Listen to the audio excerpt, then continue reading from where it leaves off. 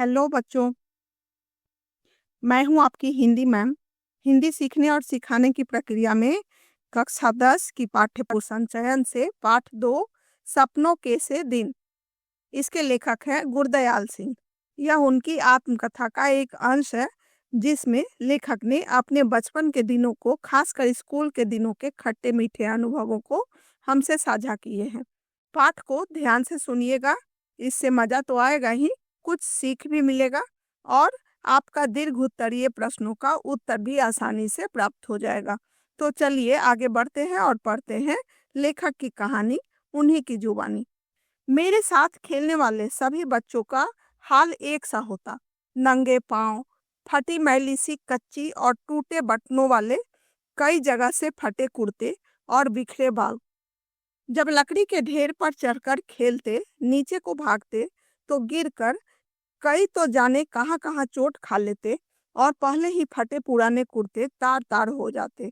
धूल भरे कई जगह से छिले पांव, पिंडलियां या लहू के ऊपर जमी रेत मिट्टी से लथपथ घुटने लेकर जाते तो सभी की माँ पहने उन पर तरस खाने की जगह और पिटाई करती।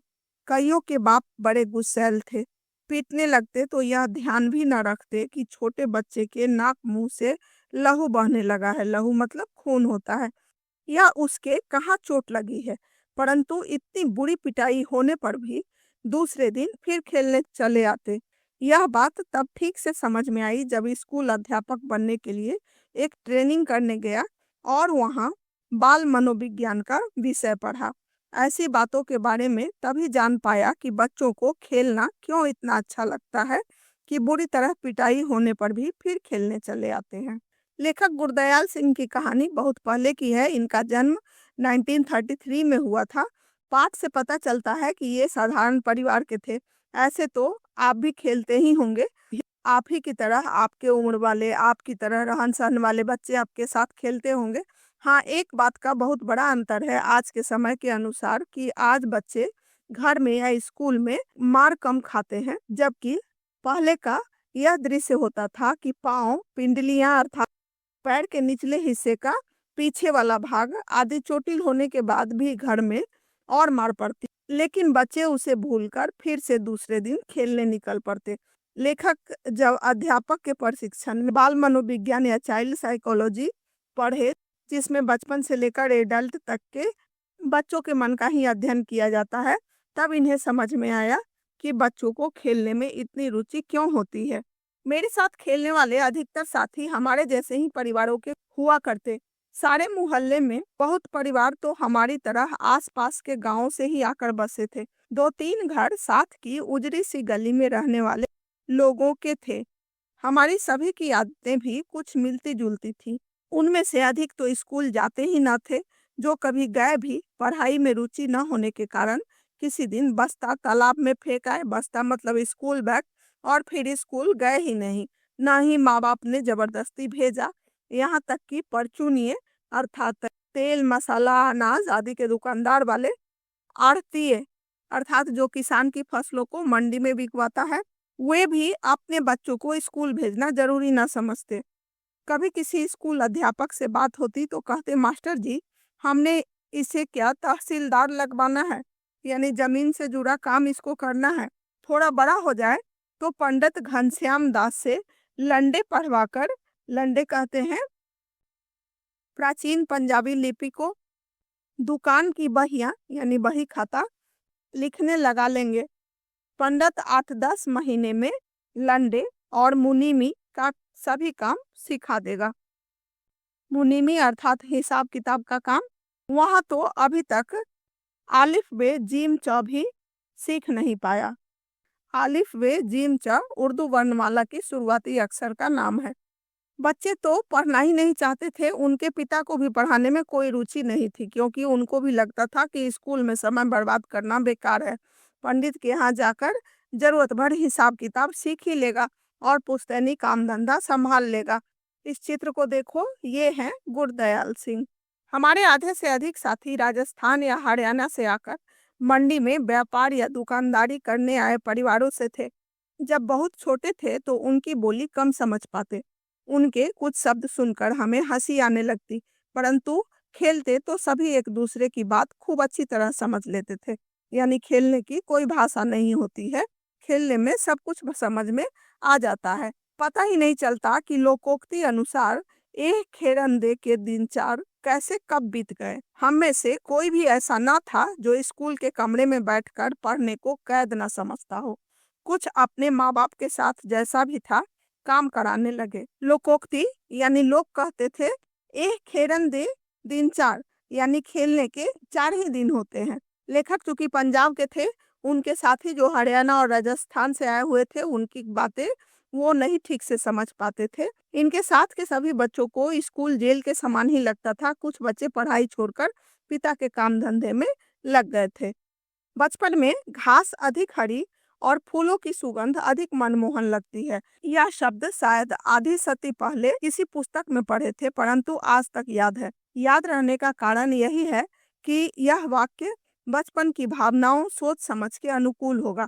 परंतु स्कूल के अंदर जाने से रास्ते के दोनों ओर जो अलियार के बड़े ढंग से कटे छटे झाड़ उगे थे, जिन्हें हम डंडिया कहा करते, उनके नीम जैसे पत्तों की महक आज तक भी आंख मूंद कर महसूस कर सकता हूँ। उन दिनों स्कूल की छोटी क्यारियों में फूल भी कई तरह के उगाए जाते थे, जिनमें गुलाब, गेंदा और मोतिया की दूध सी सफेद कलियां भी हुआ करती। ये कलियां इतनी सुंदर और खुशबूदार होती थीं कि हम चंदू चपरासी से आंख बचाकर कभी कभार एक दो तोड़ लिया करते। उनकी बहुत तेज सुगंध आज भी महसूस कर पाता हूँ, परंतु यह याद नहीं कि उन्हें तोड़कर कुछ देर सूंघ कर फिर क्या किया करते। शायद जेब में डाल लेते, माँ उसे धोने के समय निकालकर बाहर फेंक देती, या हम ही स्कूल से बाहर आकर उन्हें बकरी के मेमनों की भांति चढ़ जाया करते। बचपन में जब बच्चों का मन निश्चल होता है, दुनियादारी की चिंता नहीं होती है, तब घास की हरियाली और फूलों की सुगंध अधिक मनमोहक लगती है। लेखक ने यह बात कुछ समय पहले किसी पुस्तक में पढ़ा था, पर उन्हें आज भी याद है। उन्हें यह भी याद है कि स्कूल के अंदर जाने के दोनों ओर अलियारी यानी गली की तरह लंबा रास्ता था, वहां झाड़ लगी थी। उस समय के नीम के पत्तों की महक वह आज भी नहीं भूले हैं। क्यारियों में लगे हुए तरह तरह के फूलों को वो चपरासी से छुपकर तोड़ लेते थे, पर बाद में उन फूलों का क्या करते थे उन्हें यह याद नहीं। या तो माँ उन्हें कपड़ा धोते समय फेंक देती होंगी, या फिर खुद ही उन्हें बाहर आकर तोड़ मरोड़ कर फेंक दिया करते होंगे। जब अगली श्रेणी में दाखिल होते तो एक ओर तो कुछ बड़े सयाने होने के एहसास से उत्साहित भी होते, परंतु दूसरी ओर नई पुरानी की कापियों किताबों से जाने कैसी बास आती थी कि उन्हीं मास्टरों के डर से कांपने लगते जो पिछली श्रेणी में पढ़ा चुके होते। जब ये अगले क्लास में जाते थे तो इनको सयाने होने का एहसास तो होता था, परंतु डर लगता था कि जो शिक्षक आएंगे वो तो कुछ नए होंगे और कुछ पुराने होंगे, और पहले जैसे ही इन्हें मार खाने को मिलेगी। इनकी कॉपियां भले ही नई होती थी, पर किताबें पुराने होती थी, और उन कॉपी किताबों से इन्हें दुर्गंध आती थी, क्योंकि इनको पढ़ने में कोई इंटरेस्ट ही नहीं था, कोई रुचि नहीं थी। तब स्कूल में शुरू साल में 1-1.5 महीना पढ़ाई हुआ करती थी, फिर 1.5-2 महीने की छुट्टियां शुरू हो जाया करती। अब तक जो बात अच्छी तरह याद है वह छुट्टियों के पहले और आखिरी दिनों का फर्क था। पहले 2-3 सप्ताह तो खूब खेल कूद हुआ करती। हर साल ही माँ के साथ ननिहाल चले जाते। वहाँ नानी खूब दूध दही मक्खन खिलाती, बहुत प्यार करती। छोटा सा पिछड़ा गांव था, परंतु तालाब हमारी मंडी के तालाब जितना ही बड़ा था। दोपहर तक तो उस तालाब में नहाते, फिर नानी से जो जी में आता मांग कर खाने लगते। नानी हमारे बोलने के ढंग या कम खाने के कारण बहुत खुश होती, अपने पोतों को हमारी तरह बोलने और खाने पीने को कहती। जिस साल ननिहाल न जा पाते उस साल भी अपने घर से थोड़ा बाहर तालाब पर चले जाते, कपड़े उतार पानी में कूद जाते और कुछ समय बाद भागते हुए एक रेतीले टीले पर जाकर रेत के ऊपर लेटने लगते। गीले शरीर को गर्म रेत से खूब लथपथ कर उसी तरह भागते, किसी ऊंची जगह से तालाब में छलांग लगा देते। रेत को गंदले यानी गंदे पानी से साफ कर फिर टीले की ओर भाग जाते। याद नहीं कि ऐसा 5-10 बार करते या 15-20 बार।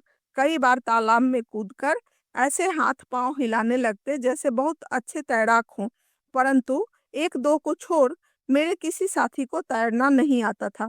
कुछ तो हाथ पांव हिलाते हुए गहरे पानी में चले जाते, तो दूसरे उन्हें बाहर आने के लिए किसी भैंस के सींग या दुम पकड़कर बाहर आने की सलाह देते। उन्हें ढांढस बंधाते यानी हिम्मत बंधाते। कूदते समय मुंह में गदला पानी भर जाता तो बुरी तरह खांसते। कई बार ऐसा लगता कि सांस रुकने लगी है, परंतु हाय हाय करते किसी न किसी तरह तालाब के किनारे पहुंच जाते। समय गर्मी की छुट्टियां लंबी हुआ करती थी, लगभग 50 दिनों का। शुरू के 1-2 सप्ताह तो मस्ती में गुजर जाता था। लेखक नानी के गांव यानी ननिहाल चले जाते। सभी नानी की तरह उनकी नानी भी उन्हें बहुत प्यार से खाना खिलाती। ये नानी के नज़र में बहुत अच्छे बच्चे बने रहते, जिसके कारण वे अपने पोतों को इनका उदाहरण देते हुए सीखने के लिए कहती। जब ये ननिहाल नहीं जा पाते तो उस साल भी किसी नजदीक के तालाब पर जाकर बच्चों के साथ खूब मस्ती किया करते। आप लोग भी तो गर्मी की छुट्टी में कहीं न कहीं जाते ही होंगे, और वह याद भी आ रहा होगा, क्योंकि बचपन के अच्छे दिन हम कभी नहीं भूलते। और बच्चों के साथ लेखक को तालाब में कूदना बहुत पसंद था, इसलिए उनको आज भी सब कुछ याद है। फिर छुट्टियां बीतने लगती तो दिन गिनने लगते। प्रत्येक दिन डर बढ़ता चला जाता। खेल कूद और तालाब में नहाना भी भूलने लगता। मास्टरों ने जो छुट्टियों में काम करने के लिए काम दिया होता, उसका हिसाब लगाने लगते। जैसे हिसाब यानी कि मैथमेटिक्स के मास्टर जी 200 से कम सवाल कभी ना बताते। मन में हिसाब लगाते कि यदि हम 10 सवाल रोज निकाले तो 20 दिन में पूरे हो जाएंगे। जब ऐसा सोचना शुरू करते तो छुट्टियों का एक महीना बाकी हुआ करता। एक एक दिन गिनते, 10 दिन खेल कूद में और बीत जाते। स्कूल की पिटाई का डर और बढ़ने लगता, परंतु डर भुलाने के लिए सोचते कि 10 की क्या बात, सवाल तो 15 भी आसानी से रोज निकाले जा सकते हैं। जब ऐसा हिसाब लगाने लगते तो छुट्टियां कम होते होते जैसे भागने लगती। दिन बहुत छोटे लगने लगते।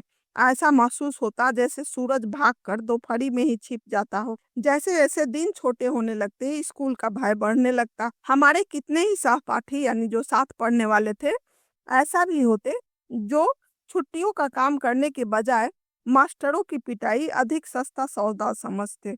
हम जो पिटाई से बहुत डरा करते, उन बहादुरों की भांति ही सोचने लगते।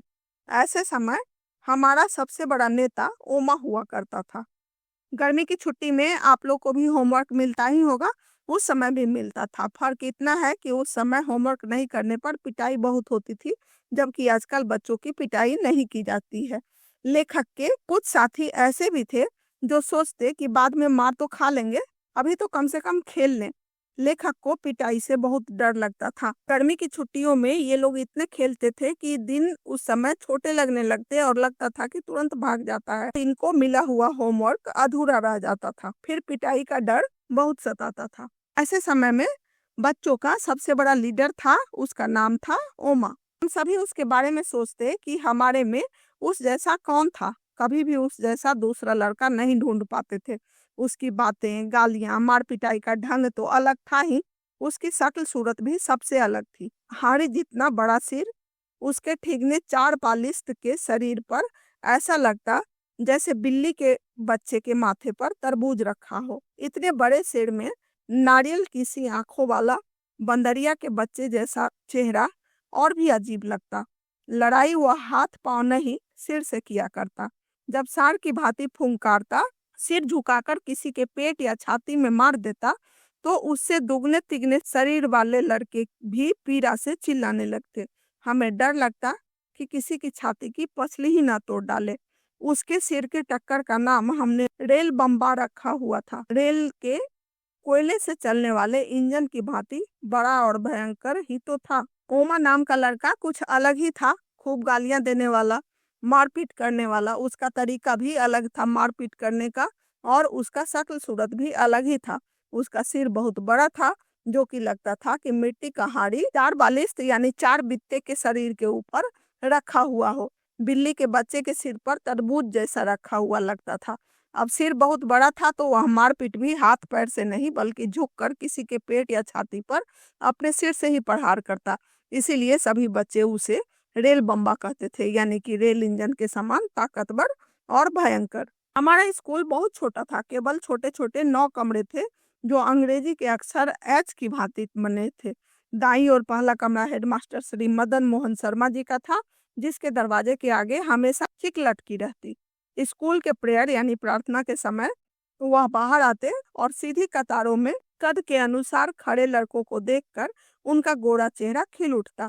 सारे अध्यापक लड़कों की तरह ही कतार बांधकर उनके पीछे खड़े होते। केवल मास्टर प्रीतम चंद पीटी लड़कों की कतारों के पीछे खड़े खड़े यह देखते कि कौन सा लड़का कतार में ठीक नहीं खड़ा। उनकी घुड़की तथा ठुड्डों के भय से हम सभी कतार के पहले और आखिरी लड़के का ध्यान रखते, सीधे कतार में बने रहने का प्रयत्न करते। सीधी कतार के साथ साथ हमें यह ध्यान भी रखना होता था कि आगे पीछे खड़े लड़कों के बीच की दूरी भी एक सी हो। सभी लड़के उस पीटी से बहुत डरते थे, क्योंकि उन जितना सख्त अध्यापक न कभी किसी ने देखा न सुना था। यदि कोई लड़का अपना सिर भी इधर उधर हिला लेता या पांव से दूसरी पिंडली खुजलाने लगता तो वह उसकी ओर बाघ की तरह झपट पड़ते और खाल खींचने के मुहावरे को प्रत्यक्ष करके दिखा देते। ज्यादातर स्कूल HLE आदि आकार जैसा बना होता है। शुरू में ही हेडमास्टर, इनका नाम था मदन मोहन शर्मा का रूम था। हेडमास्टर साहब तो बच्चों को सीधी लाइन में देखकर खुश हो जाते थे, पर सभी बच्चों के पीटी सर प्रीतम चंद की धमकी और लात घूसा और खाल खींचने की उनकी धमकी यानी मार मार करके वो अधमरा कर देना चाहते थे। अर्थात अत्यधिक मार पड़ने का डर रहता, जिससे वे प्रेयर में सीधी लाइन में खड़ा रहने का प्रयास करते रहते थे। सभी बच्चे यह ध्यान रखते कि गलती से भी कोई गलती ना हो, क्योंकि पीटी मास्टर बात बात पे खाल खींचने लगते यानी मारपीट शुरू कर देते थे। परंतु हेडमास्टर शर्मा जी उसके बिल्कुल उलट स्वभाव के थे। वह 5वीं और 8वीं श्रेणी को अंग्रेजी स्वयं पढ़ाया करते थे। हमारे में से किसी को भी याद न था कि 5वीं श्रेणी में कभी भी उन्हें किसी गलती के कारण किसी की चमड़ी उधेड़ते देखा या सुना हो। चमड़ी उधेड़ना हमारे लिए बिल्कुल ऐसा शब्द था जैसे हमारे सरकारी मिडिल स्कूल का नाम। अधिक से अधिक वह गुस्से में बहुत जल्दी जल्दी आंखें झपकाते, अपने लंबे हाथ की उल्टी उंगलियों से एक चपत हमारी गाल पर मार देते। तो मेरे जैसे सबसे कमजोर शरीर वाले भी सिर झुकाकर मुंह नीचा किए हंस देते। वह चपत तो जैसे हमारे भाई भीखे की नमकीन पापड़ी जैसी मजेदार लगती, जो तब पैसे की शायद 2 आ जाया करती। पीटी टीचर के बिल्कुल विपरीत स्वभाव के थे हेडमास्टर साहब। पढ़ाते समय उन्हें गुस्सा भी आता तो बस हल्का सा थप्पड़ लगा देते थे। लेखक को वह थप्पड़ नमकीन पापड़ी के समान लगता, जो उस समय 1 पैसे के 2 मिलता था। और पीटी टीचर से चमड़ी उधेड़ना शब्द इतनी बार सुनते थे कि उन्हें वह स्कूल के नाम का पर्यायवाची शब्द ही लगता था।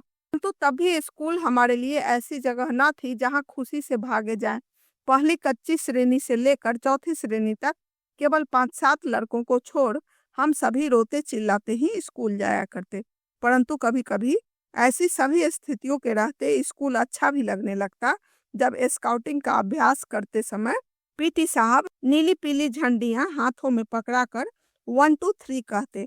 झंडियां ऊपर नीचे दाएं बाएं करवाते तो हवा में लहराती और फड़फड़ाती झंडियों के साथ खाकी वर्दियों और गले में 2 रंगे रुमाल लटकाए अभ्यास किया करते। हम कोई गलती ना करते तो वह अपनी चमकीली आंखें हल्के से झपकाते, कहते शाबाश, वेल बिनिंग अगेन, 1 2 3 3 2 1। उनकी एक शाबाश ऐसे लगने लगती जैसे हमने किसी फौज के सभी तमगे जीत लिए हों। तमगे यानी कि मेडल।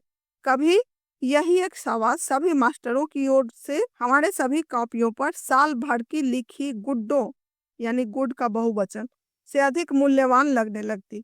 कभी ऐसा भी लगता कि कई साल की सख्त मेहनत से प्राप्त की पढ़ाई से भी पीटी साहब के डिसिप्लिन में रहकर प्राप्त की गुडविल बहुत बड़ी थी। परंतु यह भी एहसास रहता कि जैसे गुरुद्वारे का भाई जी कथा करते समय बताया करता कि सतगुरु के भय से ही प्रेम जागता है, ऐसे ही पीटी साहब के प्रति हमारी प्रेम की भावना जाग जाती।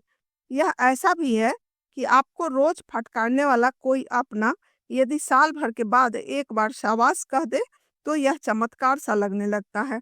हमारी दशा भी कुछ ऐसी ही हुआ करती। यहाँ चित्र देख रहे हो, यह स्काउटिंग का है। स्काउटिंग में डिसिप्लिन के साथ मोरल वैल्यू और योग्य बनने की ट्रेनिंग भी मिल जाती है। स्काउटिंग के कारण ही लेखक को स्कूल जाना कभी कभी अच्छा भी लगता था। उस समय टीचर की गुडविल यानी अच्छी छवि बनती थी। लेखक ने गुरुद्वारे में सुना था कि सती गुरु यानी सच्चे गुरु के भय से ही प्रेम जागता है। ऐसे ही उस समय पीटी सर के लिए प्रेम की भावना जाग जाती थी। या फिर हमेशा डांटने मारने वाले पीटी टीचर की शाबाशी मिलने पर उनके प्रति प्रेम की भावना जग ही जाती थी।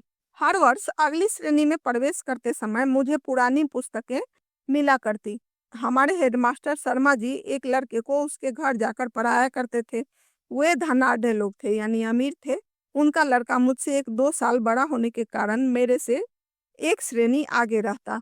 हर साल अप्रैल में जब पढ़ाई का नया साल आरंभ होता तो शर्मा जी उसकी 1 साल पुरानी पुस्तकें ले आते।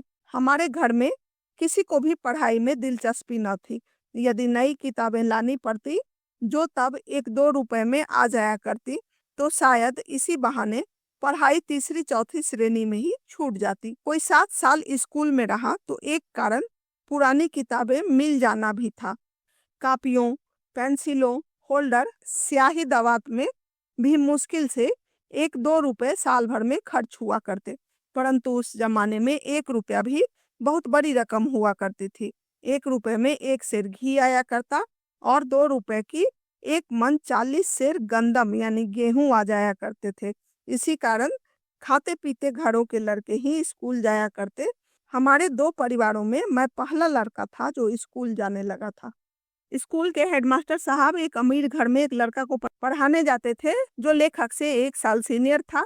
हर बार लेखक जब अगली क्लास में जाते तो हेडमास्टर साहब उस लड़के से पुरानी किताबें लाकर इनको दे देते थे, जिससे इनकी पढ़ाई चलती रहती। भले ही उस समय किताबें 1-2 रुपए में मिल जाती थी, पर 1-2 रुपए का महत्व भी बहुत अधिक था। 1 रुपए में 1 लीटर घी आ जाती थी और 2 रुपए में 1 मन यानी 40 किलो गेहूं आ जाते थे। किताबों के अलावा भी पढ़ाई पर साल भर में 1-2 रुपए तो खर्च हो ही जाया करते थे। परंतु किसी भी नई श्रेणी में जाने का ऐसा चाव कभी भी महसूस नहीं हुआ जिसका जिक्र कुछ लड़के किया करते। अजीब बात थी कि मुझे नई कॉपियों और पुरानी पुस्तकों में से ऐसी गंध आने लगती कि मन बहुत उदास होने लगता। उसका ठीक ठाक कारण तो समझ में नहीं आया, परंतु जितनी भी मनोविज्ञान की जानकारी है, इस अरुचि का कारण यही समझ में आया कि आगे की श्रेणी की कुछ मुश्किल पढ़ाई और नए मास्टरों की मारपीट का भय भी कहीं भीतर जमकर बैठ गया था। सभी तो नए न होते थे, परंतु 2-3 हर साल ही वह होते जो कि छोटी श्रेणी में नहीं पढ़ाते थे। कुछ ऐसी ही भावना थी कि अधिक अध्यापक 1 साल में ऐसी अपेक्षा करने लगते कि जैसे हम हरफन मौला हो गए हों, पारंगत हो गए हों। यदि उनकी आशाओं पर पूरे नहीं हो पाते तो कुछ तो जैसे चमड़ी उधेड़ देने को तैयार रहते। इन्हीं कुछ कारणों से केवल किताबों कॉपियों की गंध से ही नहीं, बाहर के बड़े गेट से 10-15 गज दूर स्कूल के कमरों तक रास्ते के दोनों ओर के अलियार के झाड़ उगे थे, उनकी गंध भी मन उदास कर दिया करती। लेखक यह कहना चाहते हैं कि अत्यधिक मारपीट करने से पढ़ाई के प्रति अरुचि पैदा हो जाती है, इंटरेस्ट नहीं होता है। इन्हें किताब कॉपी से तो दुर्गंध आती ही थी, साथ ही स्कूल के गेट से लेकर क्लासरूम तक आने वाला लंबा रास्ता भी, वहाँ जो झाड़ियाँ लगी हुई थी उससे भी अजीब गंध आती थी। इनके मन को सब मिलकर उदास कर देती थी। इसका कारण यह था कि मारपीट के कारण स्कूल और पढ़ाई में इनको कोई इंटरेस्ट नहीं था। एक तरफ पढ़ाई में मन लगता नहीं था, दूसरी तरफ ज्यादातर मास्टर जी चाहते थे कि साल भर में यह हर फॉर्मूला हो जाए, अर्थात सभी विषय और सभी कार्य करने के लिए सर्वगुण संपन्न हो जाए। यदि उम्मीद पर खड़ा नहीं होते तो चमड़ी उधेड़ दी जाती, यानी मारपीट की जाती थी। इसलिए इनके मन में स्कूल के अच्छी यादों से कहीं ज्यादा बुरी यादें थी। परंतु स्कूल 1-2 कारणों से अच्छा भी लगने लगा था। मास्टर प्रीतम चंद जब हम स्काउटों को परेड करवाते तो लेफ्ट राइट की आवाज या मुंह में ली विजल से मार्च कराया करते। फिर राइट टर्न या लेफ्ट टर्न या अबाउट टर्न कहने पर छोटे छोटे बूटों की एरिया पर दाएं बाएं या एकदम पीछे मुड़कर बूटों की ठक ठक करते अकड़ कर चलते तो लगता जैसे हम विद्यार्थी नहीं बहुत महत्वपूर्ण आदमी हो, फौजी जवान।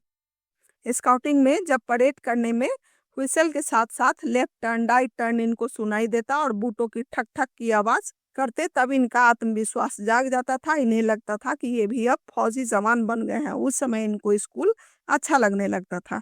दूसरे विश्व युद्ध का समय था, परंतु हमारी नाभा रियासत का राजा अंग्रेजों ने 1923 में गिरफ्तार कर लिया था और तमिलनाडु में कोडाई केनाल में ही जंग शुरू होने से पहले उनका देहांत हो गया था। उस राजा का बेटा कहते थे अभी विलायत में पढ़ रहा है, इसीलिए हमारे देसी रियासत में भी अंग्रेज की ही चलती थी। फिर भी राजा के न रहते अंग्रेज हमारी रियासत के गांवों से जबरन भर्ती नहीं कर पाया था। लोगों को फौज में भर्ती करने के लिए जब कुछ अफसर आते तो उनके साथ कुछ नौटंकी वाले भी हुआ करते। वे रात को खुले मैदान में शमियाने लगाकर लोगों को फौज के सुख आराम बहादुरी के दृश्य दिखाकर आकर्षित किया करते। उनका एक गाना अभी भी याद है, कुछ मसखड़े अजीब सी वर्दियां पहने और अच्छे बड़े फौजी बूट पहने गाया करते। द्वितीय विश्व युद्ध जो 1939 में शुरू हुआ था, यह बहुत ही भयानक युद्ध था। नाभा रियासत जो पंजाब का एक प्रमुख रियासत था, वहां के राजा गिरफ्तार होने के बाद युद्ध शुरू होने के पहले ही उनकी मृत्यु हो गई थी। बेटा विदेश में पढ़ रहा था, अर्थात रियासत को देखने वाला कोई नहीं था, इसलिए अंग्रेजों का ही शासन चलता था। अंग्रेज वहां के लोगों को जबरदस्ती फौज में भर्ती करना चाहते थे। उन्हें प्रलोभन देने के लिए तरह तरह के तरीके अपनाते, जिसमें कुछ जोकर जैसे लोग वर्दी और बूट पहनकर गाना गाकर लोगों को लुभाते थे कि वे उनकी बातों में आ जाएं और फौज में भर्ती हो जाएं। लेखक को एक गाना अभी तक याद है। गाना है, भर्ती हो जा रे रंगरूट, भर्ती हो जा रे। रंगरूट कहते हैं सेना या पुलिस में नया भर्ती होने वाले को।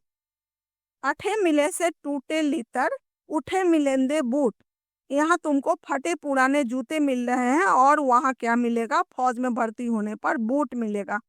भर्ती हो जा रे रंगरूट। अठे पहन से फटे पुराने, उठे मिलेंगे सूट। यहाँ तुम फटे पुराने कपड़े पहन रहे हो और वहाँ तुम्हें सूट पहनने को मिलेगा।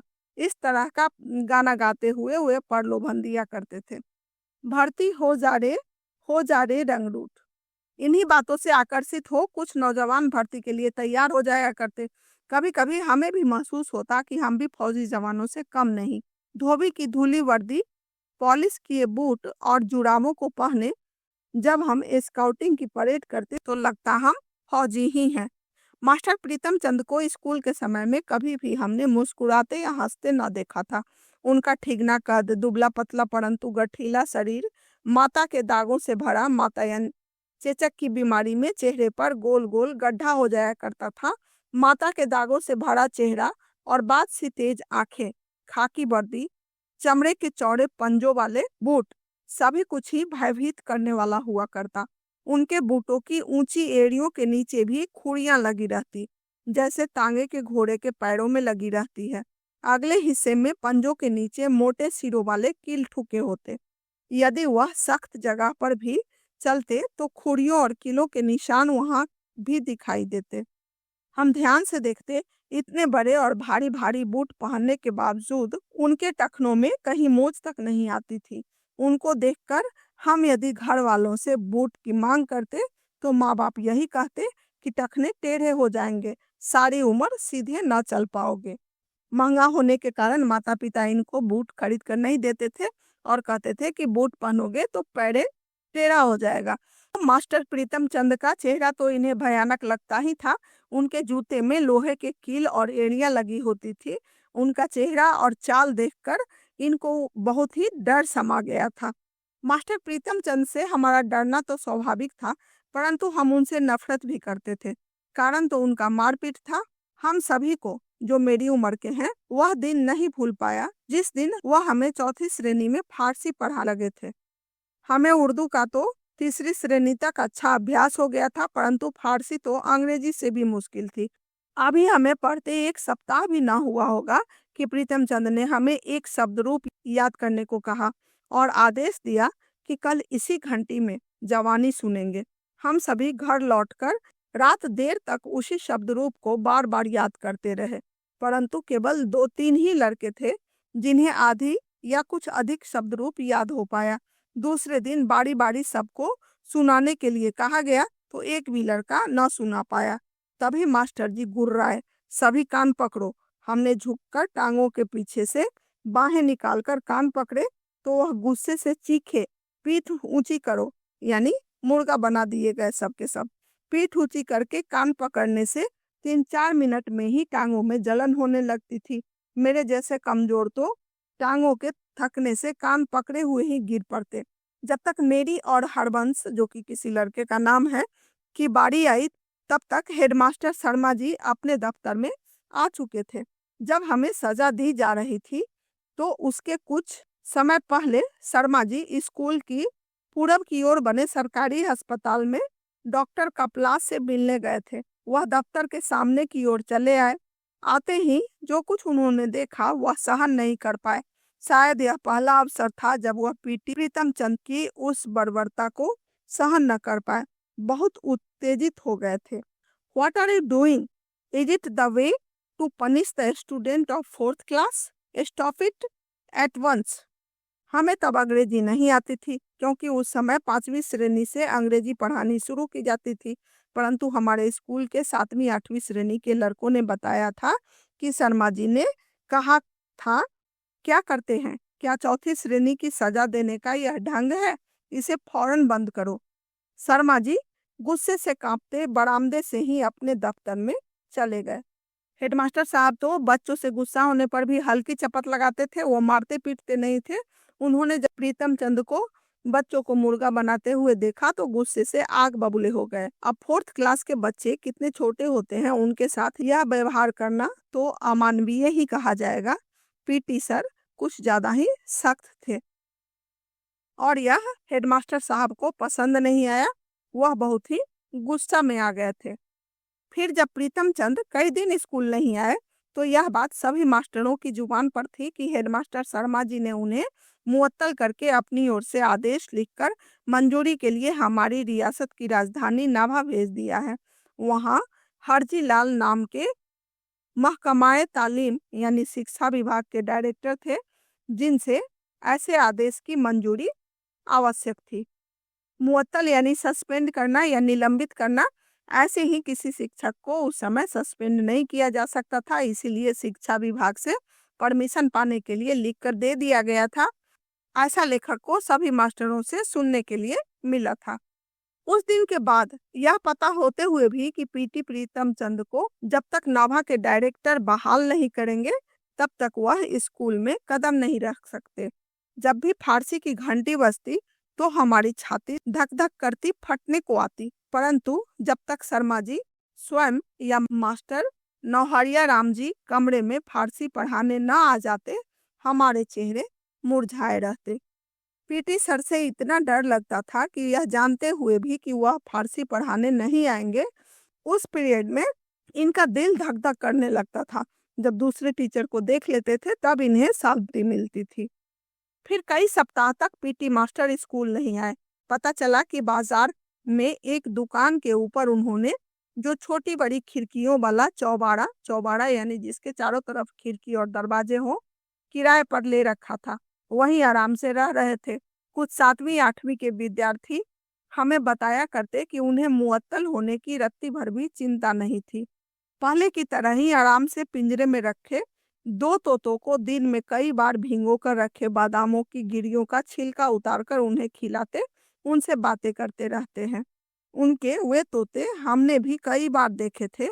हम उन बड़े लड़कों के साथ उनके चौबारे में गए थे जो लड़के पीटी साहब के आदेश पर उनके घर का काम करने जाया करते, परंतु हमारे लिए यह चमत्कार ही था कि जो प्रीतम चंद बिल्ला मार मार कर हमारी चमड़ी तक उधेड़ देते, वह अपने तोतों से मीठी मीठी बातें कैसे कर लेते हैं।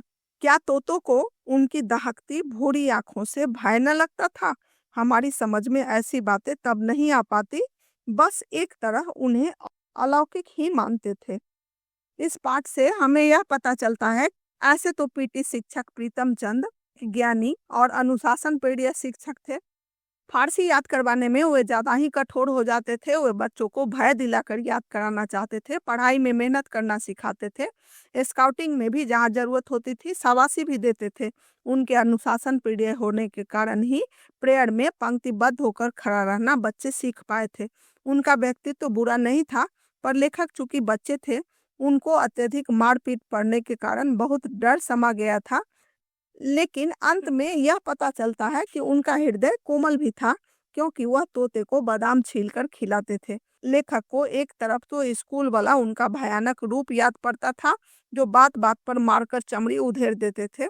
दूसरी तरफ तोता के साथ प्यार भरा संबंध दोनों में तालमेल बैठाने में आश्चर्य हो रहा था। इसीलिए वे उनको अलौकिक अर्थात अद्भुत या चमत्कारी लगने लगे।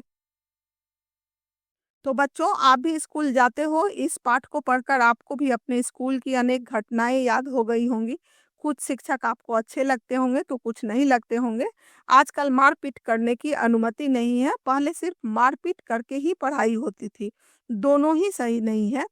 संतुलन हो तभी अनुशासन संभव है, अर्थात कड़ाई के साथ साथ शाबाशी मिलना भी जरूरी होता है। आज के समय में माता-पिता बच्चों को खूब पढ़ाना चाहते हैं। लेखक जब पढ़ रहे थे उस समय माता-पिता को बच्चों को पढ़ाने में ज़्यादा इंटरेस्ट नहीं था। यही कारण था कि स्कूल में ज़्यादा सख्ती होती थी। पर सख्त होने का अच्छा पहलू भी होता है। इससे बच्चे अनुशासन सीख पाते हैं और वे जीवन में आगे बढ़ पाते हैं। आपको यह पाठ कैसा लगा कमेंट सेक्शन में ज़रूर बताइएगा। पसंद आया हो तो सब्सक्राइब ज़रूर कर लेना ताकि आगे का पाठ आपको मिलता रहे, और लाइक कर देना। तब तक के लिए बाय।